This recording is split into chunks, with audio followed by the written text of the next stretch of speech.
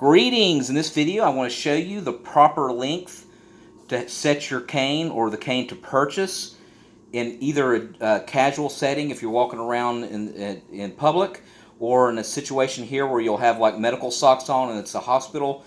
So in other words, this basically will help you get what cane size that you need to purchase or what you need to adjust it to. So this particular cane is adjustable.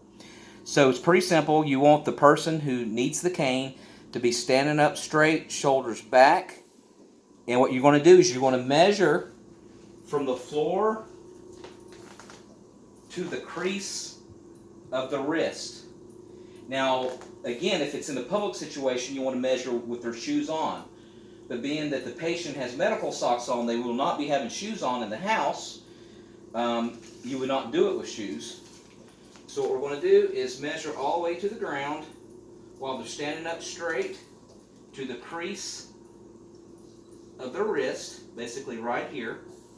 So we're looking at about 28 inch. So she would need about a 28 inch cane.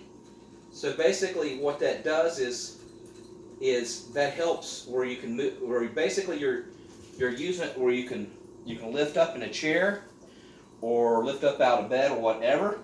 But you don't want it to be too high, because if you have it too high, then you're not using your upper body. You're using more like of your forearm and your hand, and that's not the way you want to do it.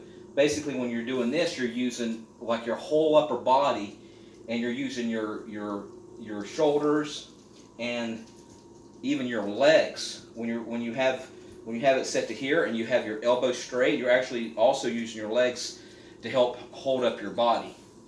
So again, you want to measure from the floor to the crease of the wrist here. And so honestly, this cane is a little bit, probably when they initially measured her, they measured her with shoes.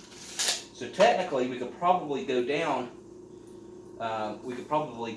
like another notch.